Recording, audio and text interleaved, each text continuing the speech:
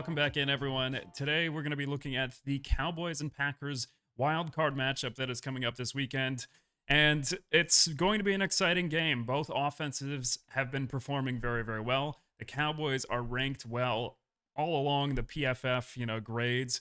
But again, PFF isn't perfect. There is some bias, but of course that's not something that we can necessarily see in their grading.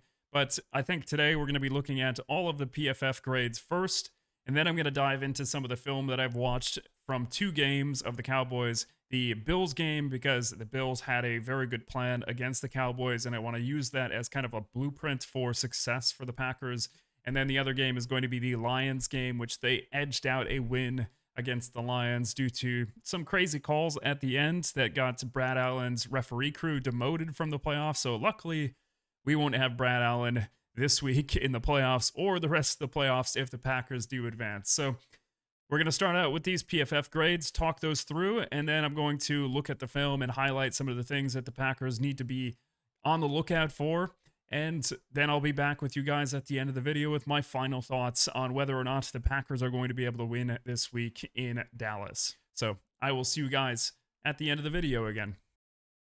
All right, just going to quickly go over the PFF rankings. Here is a list of all the rankings that you can find on PFF, except for tackling, which the Cowboys rank first in tackling and the Packers are 15th. I forgot to add that to this list, but you can see the only category that the Packers have an advantage in is pass blocking. So, on paper, it looks like the Cowboys have a major advantage over the Packers.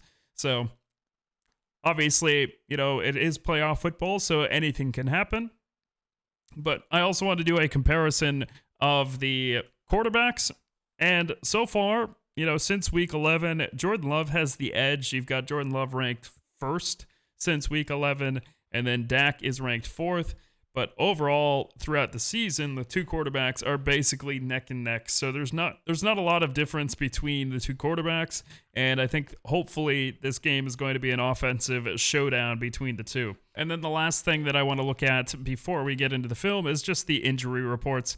I don't think I've ever seen a longer injury report than every time I check the Packers injury report each week. It is just ridiculous. Key players are highlighted. You've got Christian Watson. Hopefully he is healthy after, I think, 4 games off. Could have been on IR and activated to return by now. A.J. Dillon, thumb and neck, didn't participate. It was a walkthrough. And somehow Jair Alexander, up there at the top, rolled his ankle in practice and is now day-to-day. So that's one to look out for. Then on the Cowboys side, you've got Stephon Gilmore with a shoulder, Tyler Smith, and then, of course, you've got, veteran rest for a bunch of the guys there as well. So keep an eye on these injuries throughout the week. They can change, but they might have an effect if some of these players are out. But now, let's dive into the film. All right, so I'll just kind of quickly go through the clips that I've put together. Here we've got Dak. He's seeing the field really well. If nothing's open, he's just going to kind of check it down. So you're going to see how quickly he progresses through his read here. Checks his 2 reads, doesn't see anything, and then just checks it down, knows exactly where his back is. And not only is he doing that, but he's willing to take the tough passes, so these deep outs, he's not afraid. You can see they're right in the middle of 3 people in that zone. He's willing to throw it in there to CeeDee Lamb, a good old compact disc Lamb, making plays for Dak here on a deep blaze out. However, one of the downsides to Dak is sometimes you're going to see him force the ball to Lamb. Of course, Lamb gets open quite often. I think he gives Dak a 153 rating in man coverage, and you're going to see that on this snap here. Just breaks away from his man in man coverage, and he's going to be wide open every time. But in crucial moments is when Dak really starts to key in on Lamb, and you're going to see it on back-to-back plays here. Another kind of man coverage there, a cover 1 by the Lions. And then on the next play, again, a third down, a crucial moment, and he throws it to Lamb in the middle of the field. And when you see it from the end zone angle, you're going to see he doesn't even look away, right? So these crucial moments, he's just going to be eyeing up Lamb the entire time. So that's one of the flaws of Dak. Now, the running lanes are going to be open as well. The Bills' plan for success against the Cowboys was to control the time of possession and run the ball. So James Cook had a huge game against them, and you can see just how wide open those run lanes are. And of course, we have to be aware of Micah Parsons in the middle of the field. That's something that the Cowboys will definitely use multiple times, kind of like the old psycho package under Dom Capers. And one of the things that they do well is generating pressure from these slant zones. So you're going to see this pressure where you've got 4 down linemen. They're all going to slant to their left, so towards the strong side of the formation for the offense. And then they send a blitzer off the edge. And you can see all 4 linemen are getting through and beating their men. This was a play that I saw them draw up in both games that I watched, and it's a deep play-action shot to Brandon Cooks. I mean, this kind of dates back to the McCarthy era in Green Bay. That was a deep post shot that they would love to do with Jordan Nelson, but now he's got Cooks doing the same thing, where they do this kind of rollout keeper and a deep post. Even though there's 3 people there, Cooks is the target. And one of the things that the Packers can do against this Cowboys defense is a lot of these crossers. So the Cowboys play roughly 40% of the time at man coverage, and that's something that we can use against them, right? They might be talented. They might have a ton of good corners and defensive backs, but it doesn't matter because these crosser routes, you have to flip your hips so quick in order to cover them consistently. And if you've got good leverage like this with St. Brown here on this play, it's really not going to be a fun time for them in coverage. So if you can set up the defense well, which we've seen Wicks in my previous breakdown, Wicks does a really good job on his stem of setting up the DB for whether he's going inside or outside and then breaking quickly and getting space. So here you have even the tight ends. So it could be a big game for Musgrave now that he's back healthy. It's against these defensive backs or safeties and linebackers that are in the middle of the field. If there's a little bit of man coverage here late in the game, you can give a little kind of stick nod route into the middle of the field. Just a good route by Laporta there to get open and break away from man coverage. And one of the key points is going to be whether or not Watson is healthy. If he's healthy, we can take some deep shots against this team.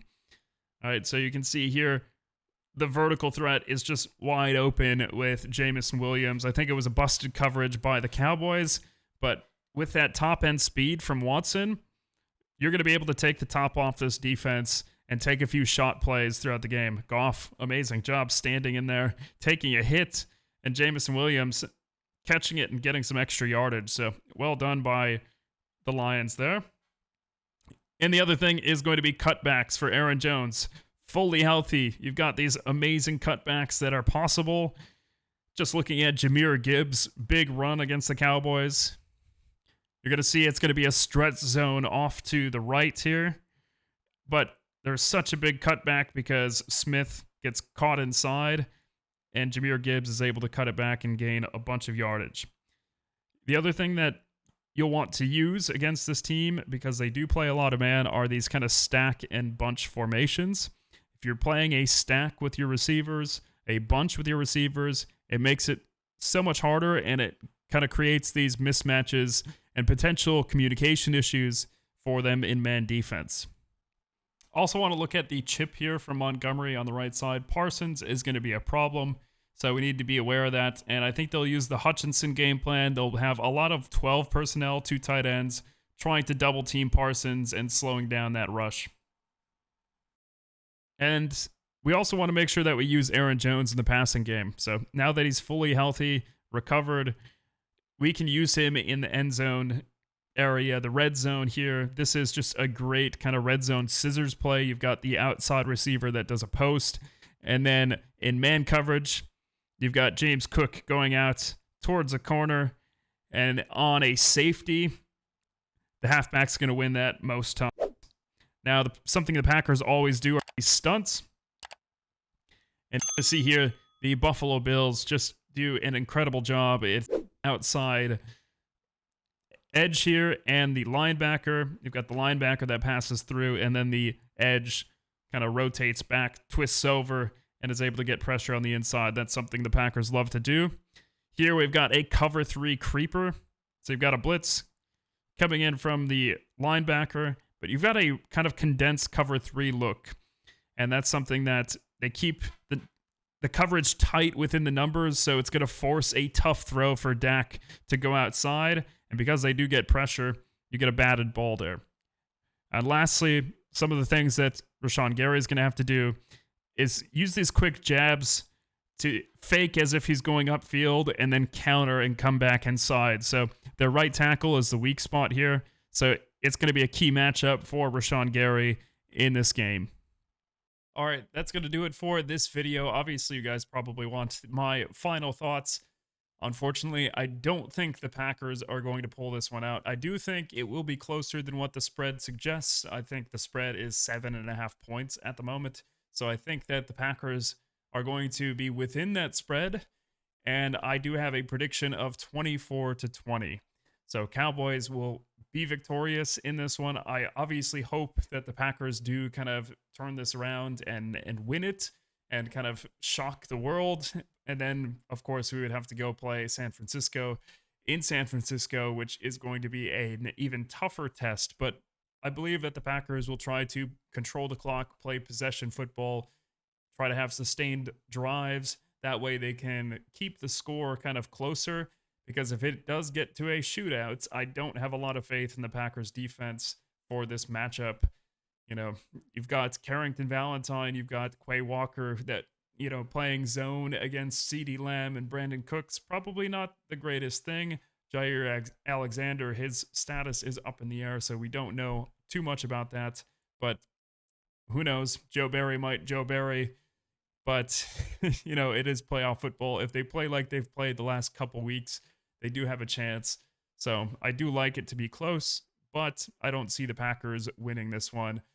I hope they do, because then I can make more videos for you guys and breaking down their film. But if not, then it's going to be off to the off season and heading on to the prospects for the NFL draft. So let me know what you guys think in the comments below, what the score is going to be. And I will see you guys in my reaction video on Sunday after the game. So take care, everyone. Go Pack, go.